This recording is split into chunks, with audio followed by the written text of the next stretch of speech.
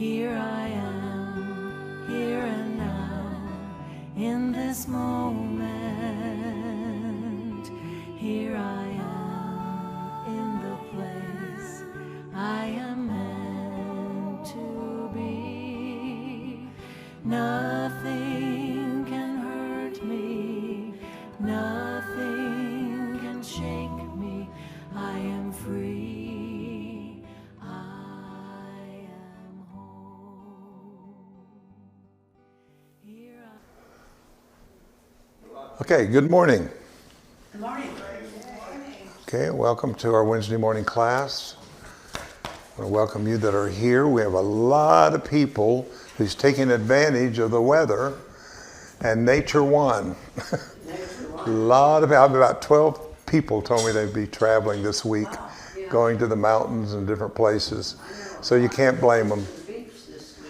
Yeah. So anyway, we send our love and keep them safe and protected wherever they are. And want to welcome you that are online this morning. Welcome to the class. We've finished a series of classes on some of the things that Jesus taught, Yeshua, I like to call him, that were edited out by organized religion.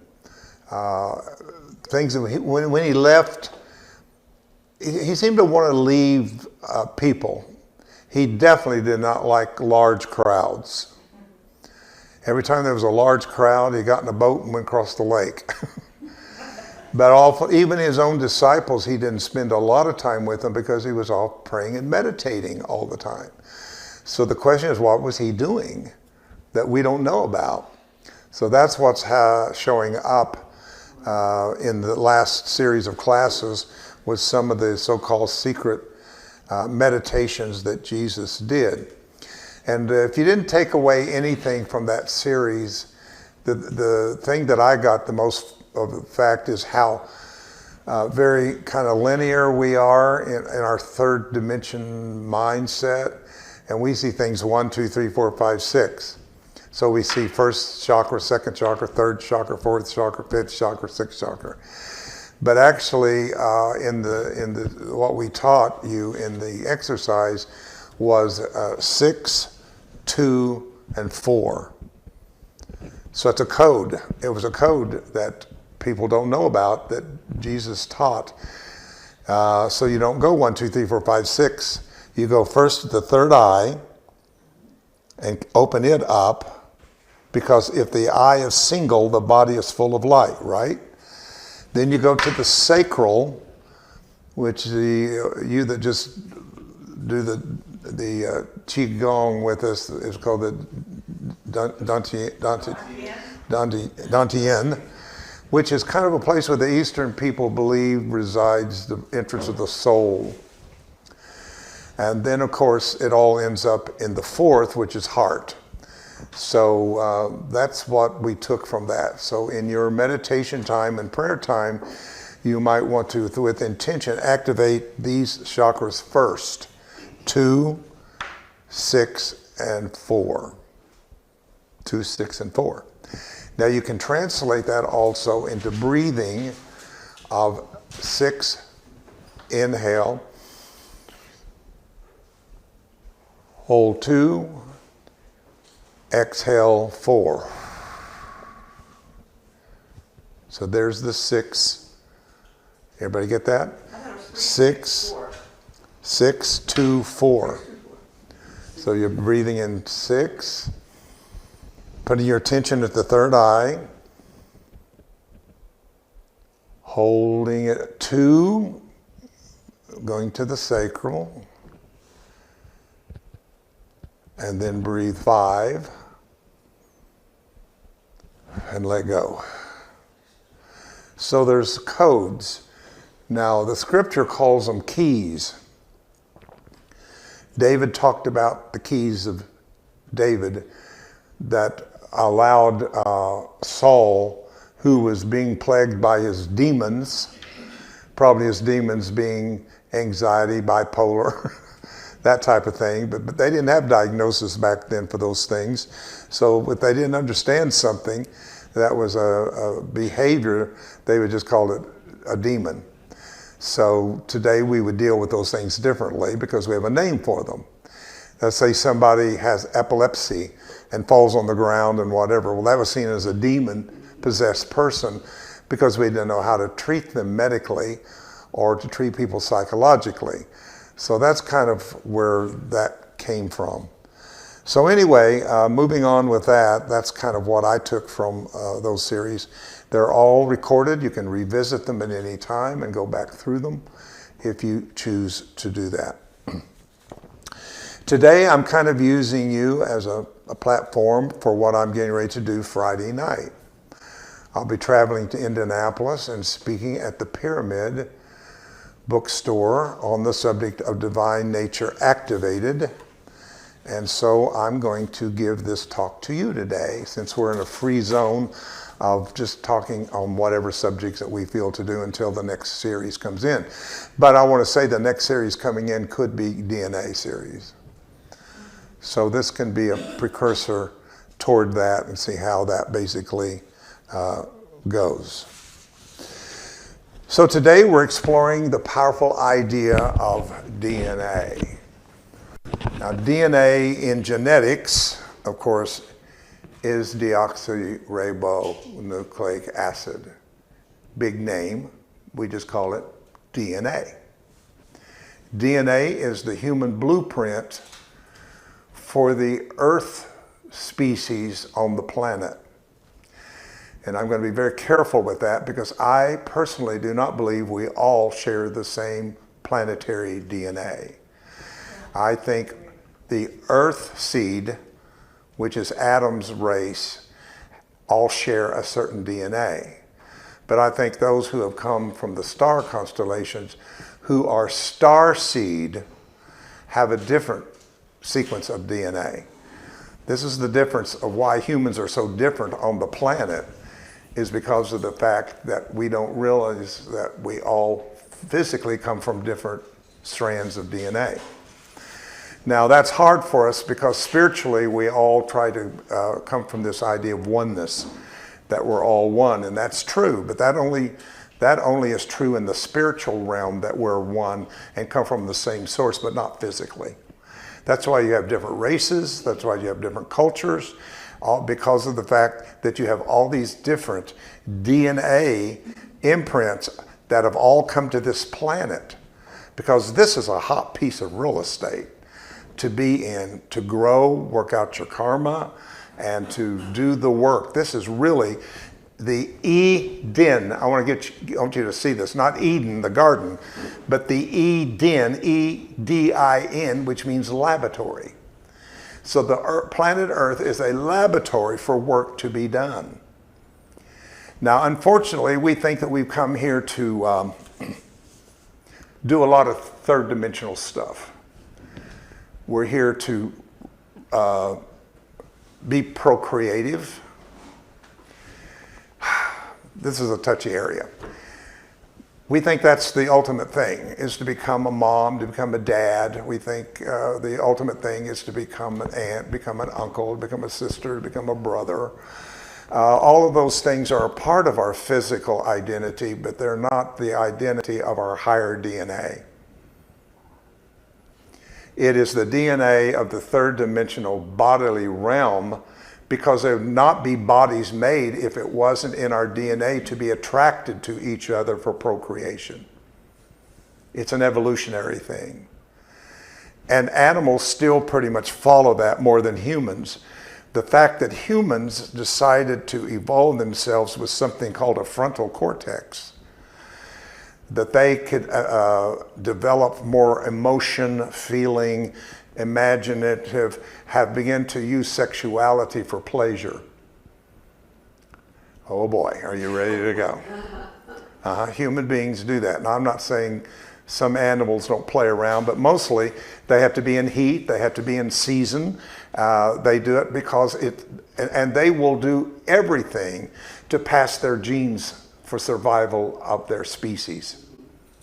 I mean, I've seen some crazy stuff, like particular spider that will let the male inseminate her with the sperm, and then she eats him alive. So there's all kinds of, there's some really weird stuff that goes on out there based upon this powerful sexuality drive of the human being, right? But that's not what you're here for. You're not here just to produce more bodies.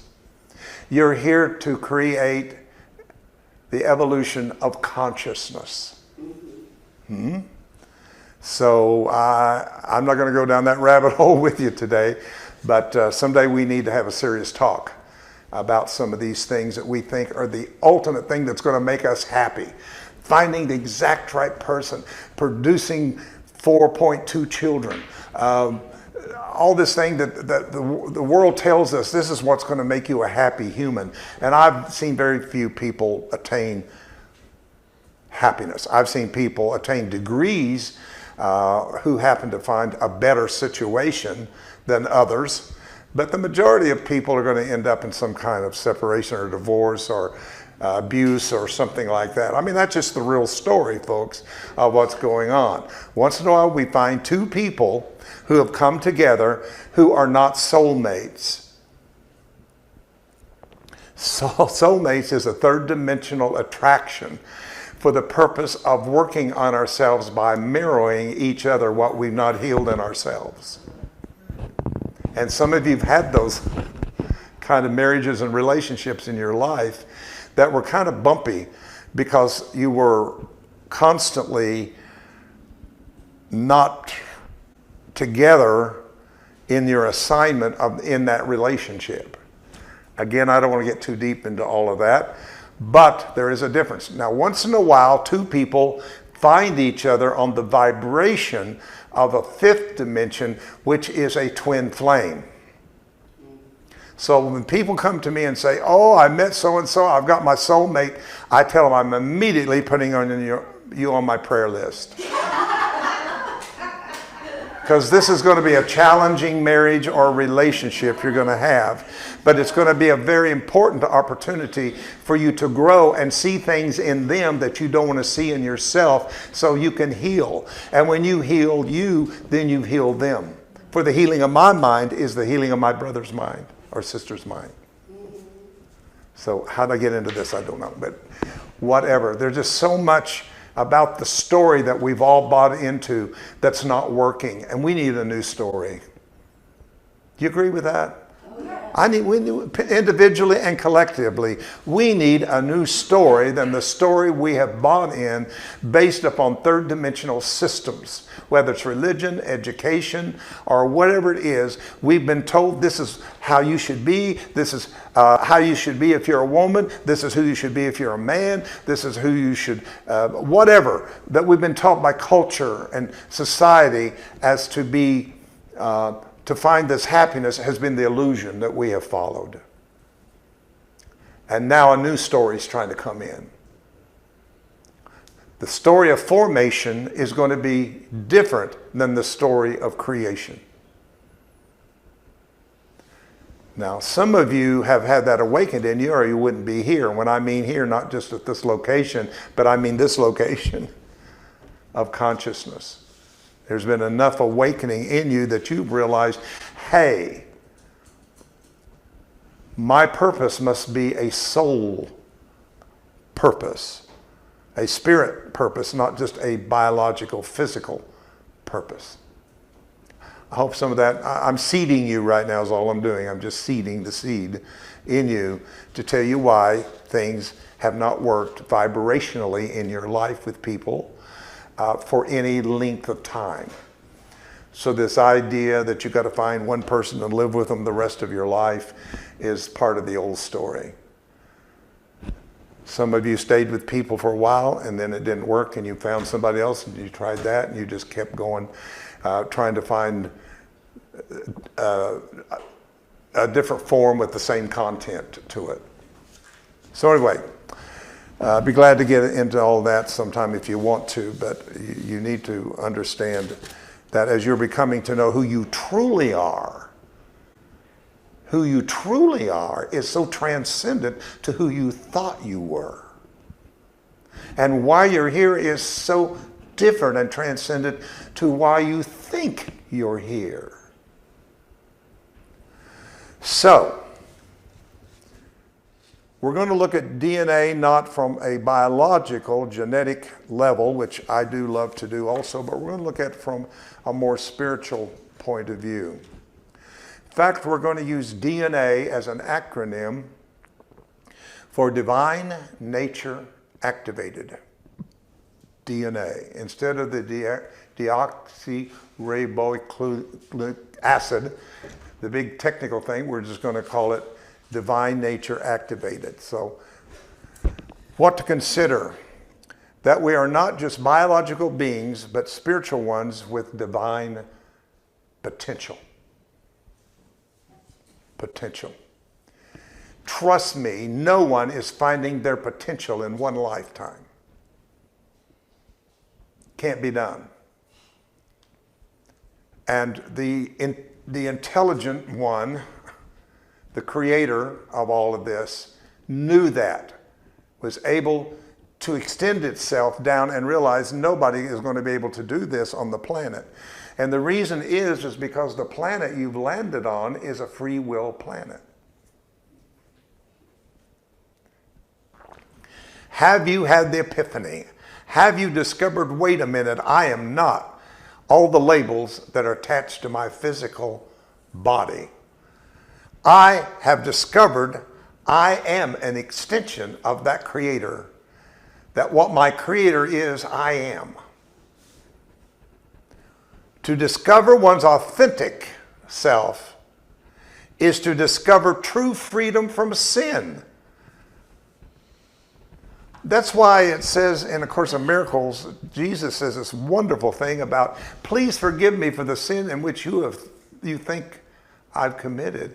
For if you've committed sin, so have I, because we are the one and same. That was an amazing quote for me back many years ago, to realize that if I'm calling my true self a sinner and I came and extended out of God, I made God the sinner. So you have to discover, you have to find out who you truly are, and you then are free from any belief in separation from your Creator. Make them one. I think it was Sunday or something, I told you, if you belong to the Y down the street here, there's a big old rock when you go in the door that quotes John 17, and make them one.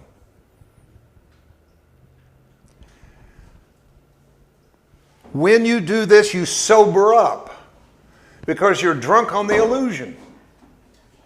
The illusion will make you drunk and lose your balance and weave all over the place. You will not have alignment. You will not have divine balance in your life.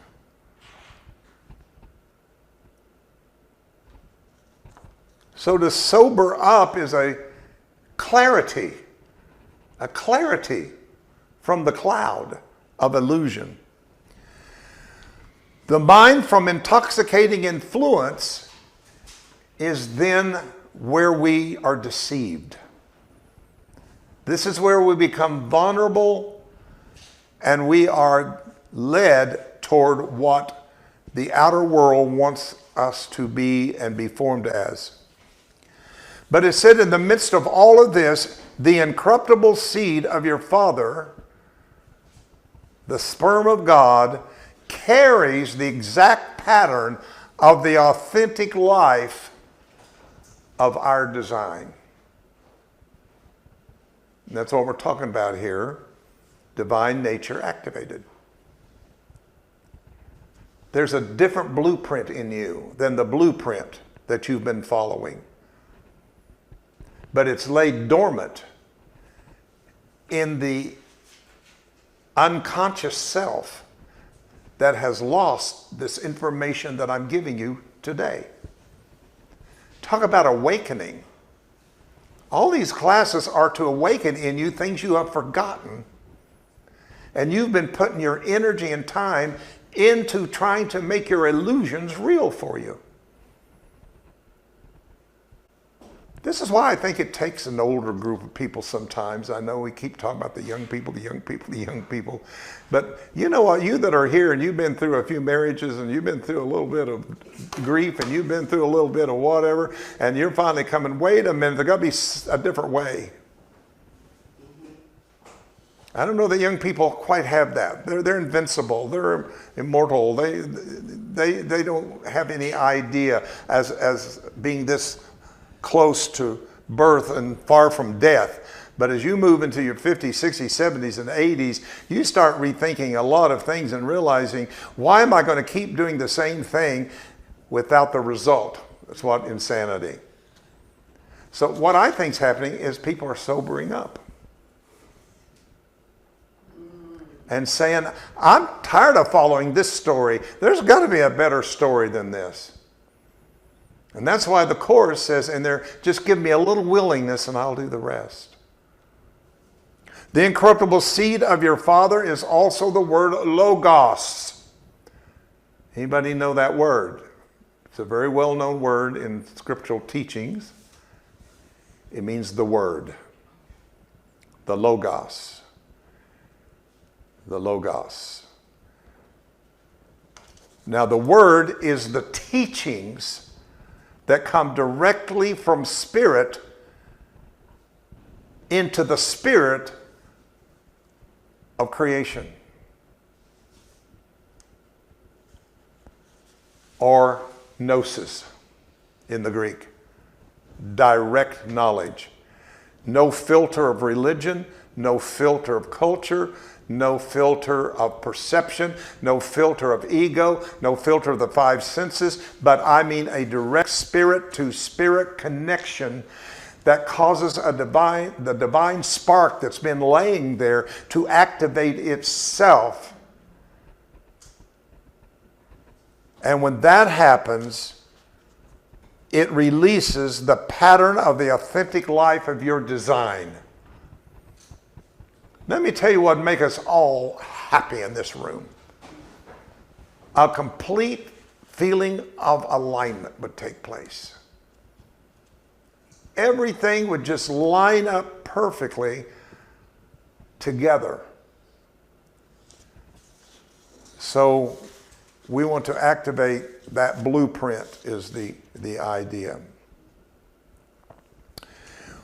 Key points is we are made in the, and this says image and I crossed it out.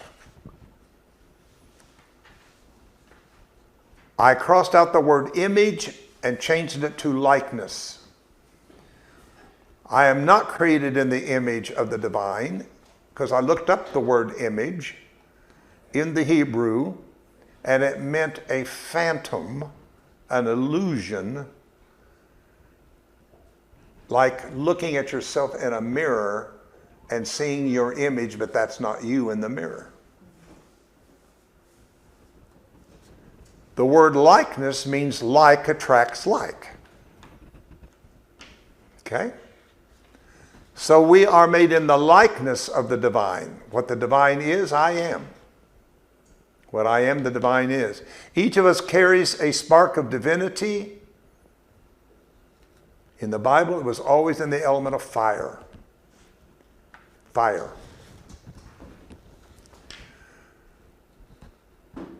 Be baptized with the Holy Spirit and fire. God is a consuming fire. You know, the Bible is just full of good things about fire. And then you get into indigenous, you have fire as purity. You have brimstone and fire, which they made it into hell. But brimstone and fire to the Greeks was for purification of burning the dross out of the gold. We need a new story, folks. That's all I'm telling you. We need a new story, and you're going to get it here at HeartLight. Our challenge is to activate this divine nature. One thing about the nature of spirit, of the divine, is it is not pushy, it is not controlling, it is not manipulative, and it has no nature in it to try to convert you to anything. The nature of the Spirit is, I thought you just might want to know. Doesn't that feel better? Yeah. Feels real. So when you see people knocking on your door, and they got the pamphlets and the papers, and they're trying to push on you their dogma and their doctrine, that is not spirit. It is not divine nature activated in them. So what's going to happen when we activate our divine nature? We manifest more love. Not just easy love, but transforming, healing love. There are 7 Greek words in the New Testament translated love. Some of the lower ones are eros. That's sexuality. That's, sensuality, eroticism, that type of thing. That's very low on the pole. You have phileo. That's kind of love that you have when you love your pet, you love somebody. Not sexual, but it's a love that you have. Of course, at the top is agape in the Greek, agape love. Now, this love is something you can't learn. You can't learn how to love divinely. All you can do is create space for love to divinely flow through you as you. We make it way too hard, I think, in some of the New Thought teachings of thinking, for instance, that I got to work every day on being positive. You shouldn't have to work at being positive. Spirit is always a positive thing. It's always leaning toward the positive alignment of love. Being spiritual should be the easiest thing in your life, not the hardest thing. Just telling you like it is. I got to work at it way too hard. Work smarter, not harder. Love is an innate part of yourself that is waiting to extend itself as your nature, as an attribute flowing from you. When divine nature is activated, we access deeper wisdom. Not just knowledge, but applied understanding. The scripture says in Proverbs, and wisdom shall build her house. That tells me wisdom is feminine, and wisdom is of the heart, while knowledge is masculine and of the head. And because of the teaching that he should be the head of her, and the woman should keep silent, we have silenced the wisdom of her in our hearts. That's why things like heart math and a lot of teaching in the last few decades has been heart breathing, heart work, heart, because of the fact that she is awakening. Wisdom is awakening in the heart that's going to make you understand some of the knowledge that you have piled into your brain in the form of aha, clarities, so on and so forth. When this takes place, you will unleash creativity. You can't help but be creative.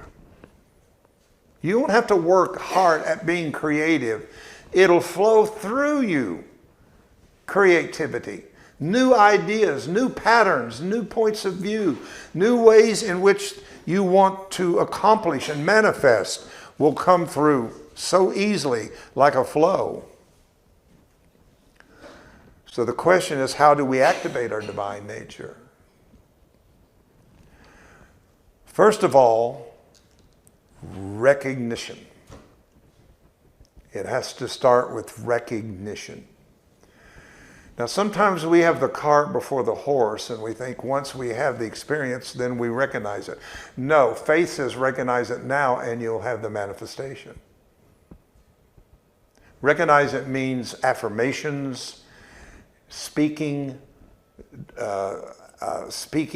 things into words into the direction you want it to go, and all that kind of thing. And that's where the New Thought positive teaching belongs to me, is right there, because a lot of you have been taught the right affirmations, meditation, contemplation.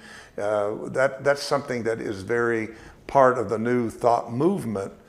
But at the same time, you got to realize you're doing that for activation to take place. So things like positive thinking is not a destination, it's a tool toward awakenment. Okay? Enlightenment, you might call it. You have to recognize it's already within us. We know that, but here's the next part. And it is our creative birthright. Worthiness is the thing that is missing due to most religious teaching in people from the doctrines of I was born in sin. It was decades before that was ever taught in the Christian church. I don't have the notes with me, but I can tell you exactly who did it, who set the doctrine, the time they put it in there, and it was a long way into it that there was no such thing taught as original sin. It's a much later dogma and doctrine that was put into the church as the church began to lean more and more toward fear-based and control and greed.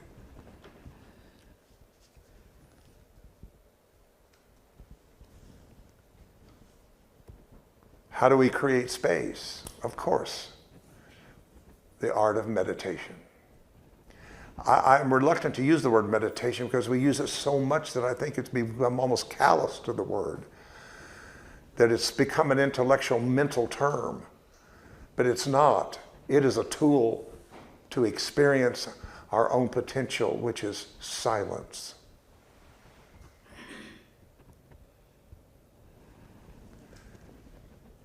So we need a refreshing of meditation.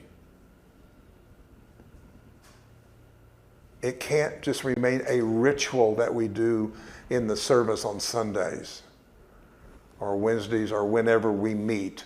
It should not be a part of just the service, although it is and should be. I'm not saying it shouldn't be, but it's not your destination.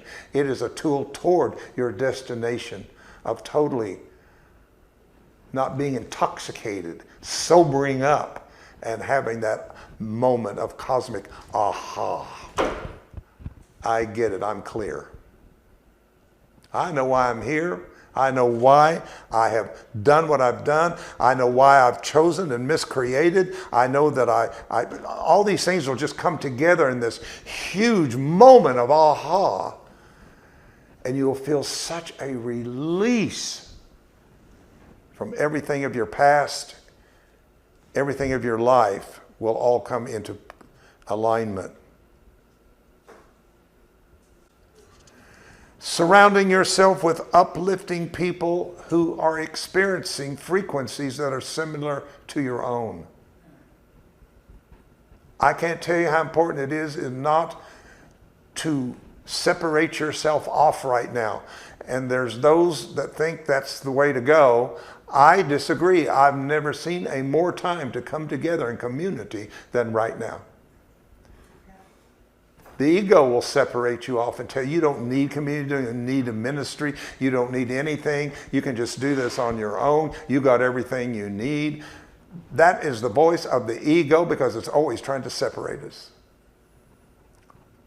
The Holy Spirit is a drawing of coming together, but not coming together with just anybody or anything right now, but it's got to be in tune with those that are in resonance with each other, because you'll grow faster together than you will alone.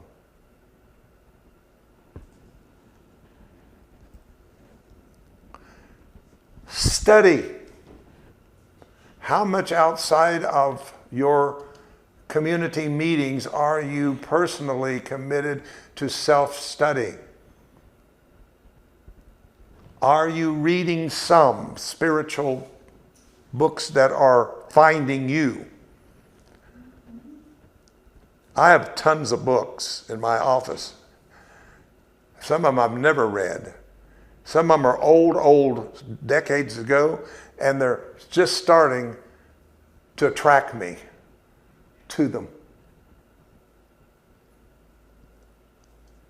Be sure you study spiritual texts and explore new ideas and new ways of seeing things from an old point of view.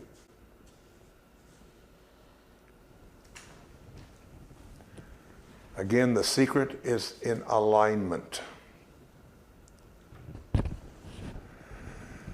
Also asking the question, what would love do in any situation? What would wisdom suggest? How can I approach this creatively?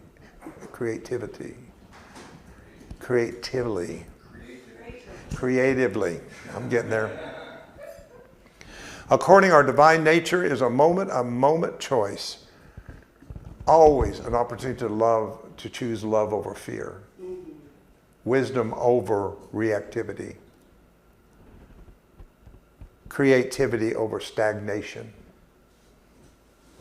Every moment is a moment to choose differently. Just as a physical seed contains all the potential of a full-grown plant, the divine seed within it contains all the potential of our spiritual nature. Everything that you were created to be is seated in your humanity. Humanity is the garden, the ground, the soul. But I can plant all the wonderful seeds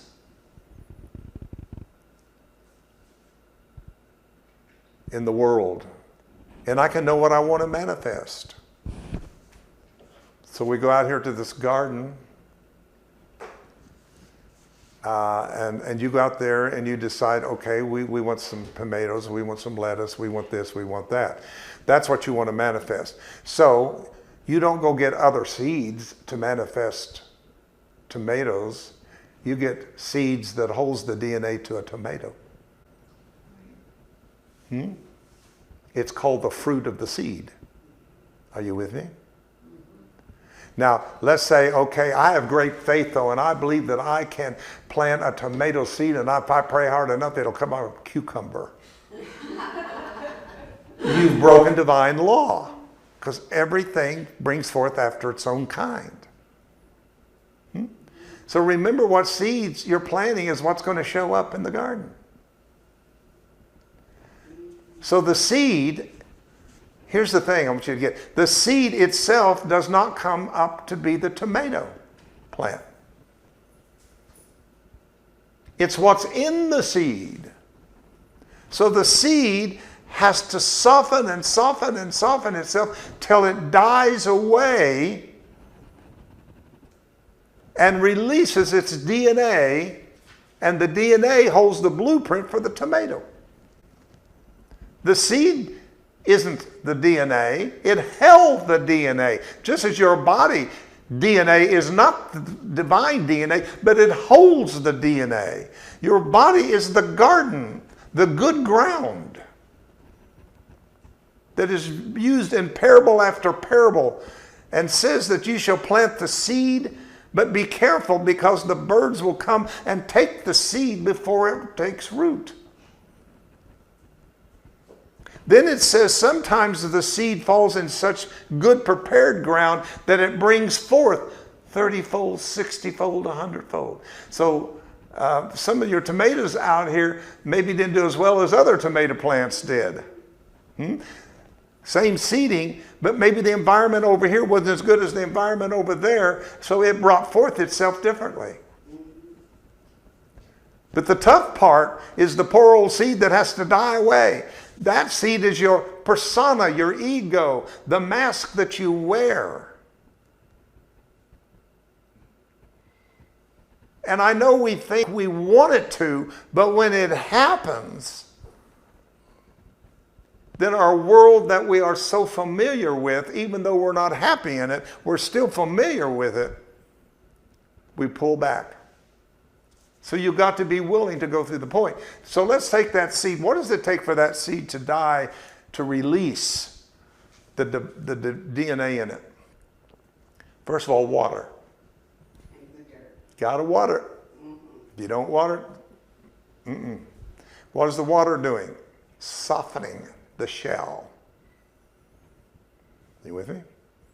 That's why baptism is something that is really hard for me to let go at a certain level. I've always been a great believer in baptizing people in water. I've done it back in the day a lot. And I still hold a certain thing about water and baptizing people in water. But anyway, the water, the seed attracts the water to it to soften it. Well, that's not enough. Now it needs the minerals out of the earth. So sometimes you need to put some minerals in the earth and whatever. I'm not a gardener, so I'm trying to just go through this. Then, here's the big one. The big thing is the fertilizer. The fertilizer of life that you attract into your life to soften further your outer ego identity. Then the seed softens so much that it dies and opens up, and the innate intelligence of itself, the blueprint. At that point you could say, this is a tomato, but you don't see it. But you can say it because you got the blueprint of the tomato. But eventually the blueprint will start pulling the energy in to fit the blueprint, which is the tomato. The tomato is the energy pulled in to the blueprint of a tomato. That's why before you had a physical body, you had a pattern. That's how your body knew how to make itself what it is today, because it, for 6, 7, 9, 10 months, followed a blueprint called a soul. And followed it.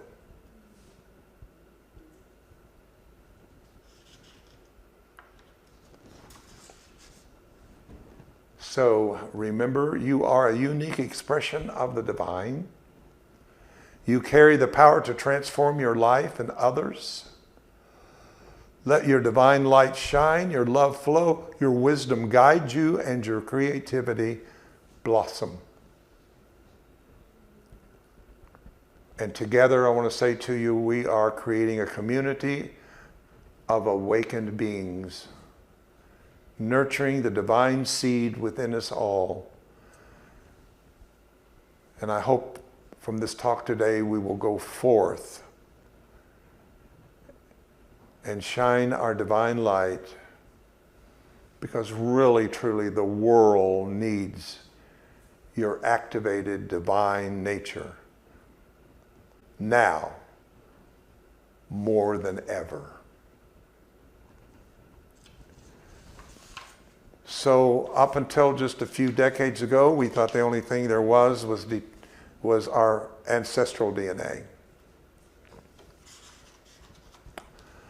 Then we found out, well, that wasn't true. We found another set. We found out that our ancestral DNA was only 50% of what made us who we are. That always makes me wonder where it's written, where Paul said, we only know in part, we only prophesy in part. Because 50% of your ancestral DNA is only 50% of what's going to make you who you are. The other is above that, which is called epigenetics. And epigenetics is based upon the choices you made, the atmosphere you live in, the mental attitude, the food you eat, the habits that you have, all the things that you choose to do also begins to affect your DNA. I am suggesting a third level because things seem to work in threes. And the third level is divine DNA. You have ancestral, is the first level. That means the blue eyes in your family or the brown eyes in your family pretty much has been passed on to how your eyes were formed in that color. Then you have epigenetics, which has been due to the choices that you have made about your life and how those choices have entered into the sequencing of DNA. And then hidden deeply within us is our divine DNA. The DNA of creation. So, one more thing I want to say, and then I'll open it up for the next few minutes. Remember, I told you that physically we all have many seeds in this room. I don't think anybody here is kin to each other genetically. That means every one of us here had a different DNA, or a different dad and mom. So we all have our from seeds. But listen to this scripture in Galatians 3. Now the promise and the covenants were decreed to decree Abraham and his seed.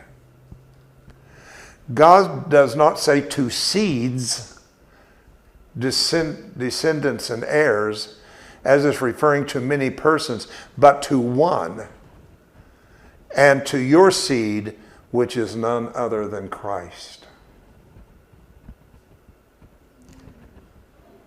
When we say Christ consciousness, we're talking about divine mind as a seed planted into your humanity.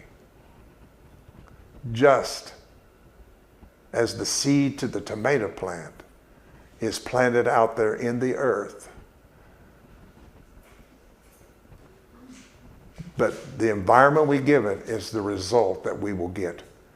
So if there's a part of our life that is not getting the result that we think we should be having, we really need to go back and look what blueprint that we are activating for it. Yes? I'm seeing what you're saying is truth. Like in my family, I'm the only one who's like what they would probably consider weird. But I'm the only one out of all of the cousins and so on that's on this path. And like that, can't be coincidence. It's for a reason. I know I have a purpose.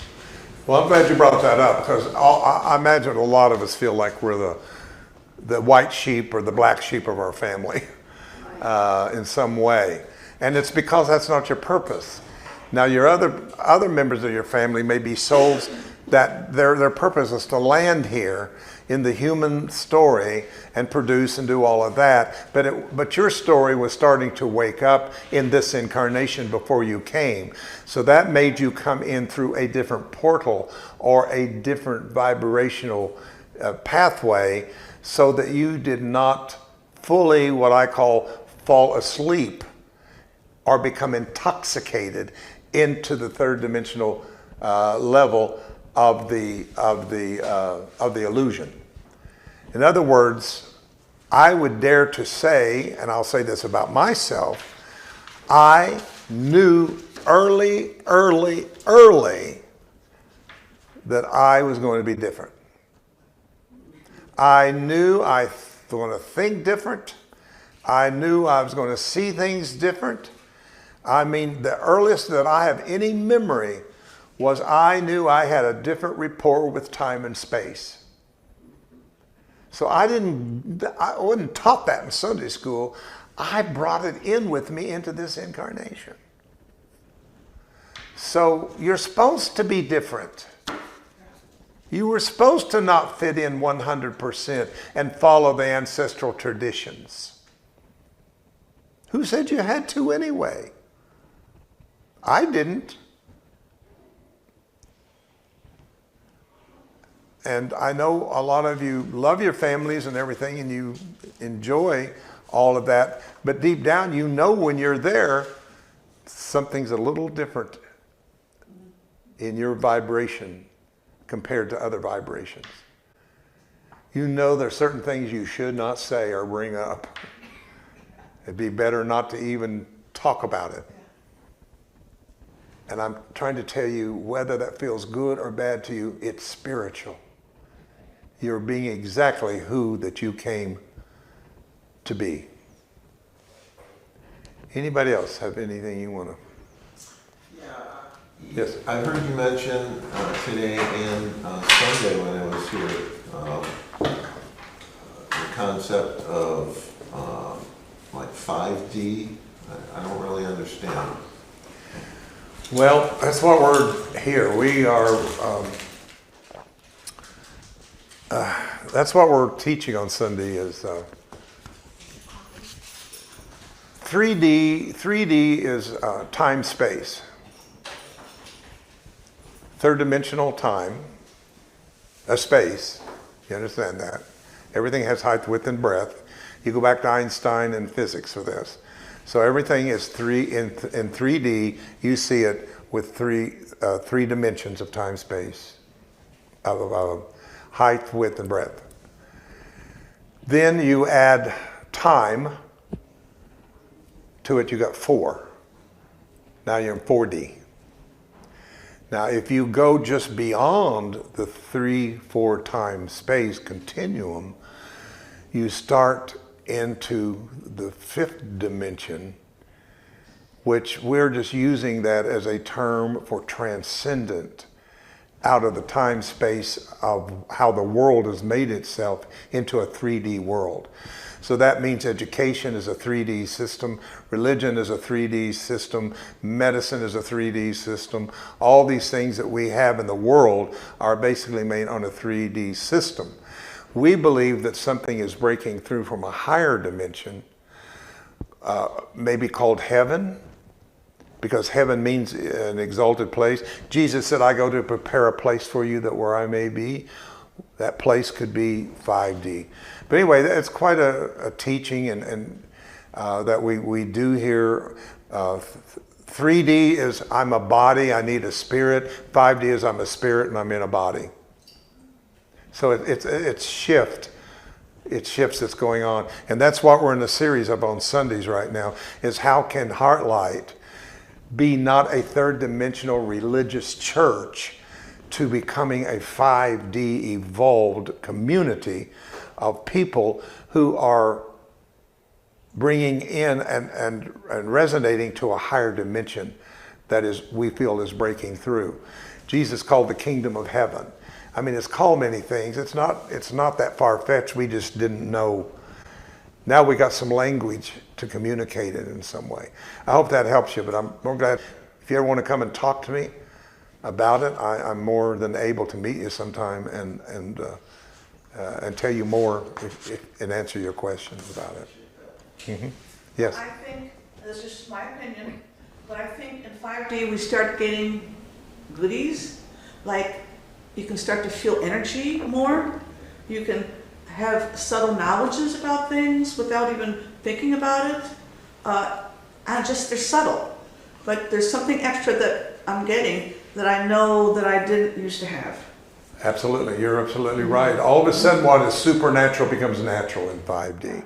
It's not a miracle, it's not supernatural. It becomes the natural divine law of a 5D dimension, which is love over fear. In other words, right now we got to work to suppress our fears and not be fearful and not be anxious and whatever, but in 5D that is all diminished as light and love and whatever becomes the new norm for it. Yeah. So people's been tapping into 5D all along once in a while. Yes? Also, it's like being in the flow. You know, things are lining up, there's no coincidence anymore. Basically, your life is flowing. There you go. And that's when I know I'm in 5D. When I'm not in that place, I flip back into 3D. Very good. I love that. Anybody else have something to say about 5D or something that you'd like to share? Okay. There's a lot out there on 5D. When I first started this, there wasn't a lot, but now it's all over the place. People are catching on to the 5D message, and it definitely is a dimension that is waking up in us that is beyond the sensory perception level of things. All right, well, I want to thank you so much for coming today. Here I am, here and now, in this moment. Here I am, in the place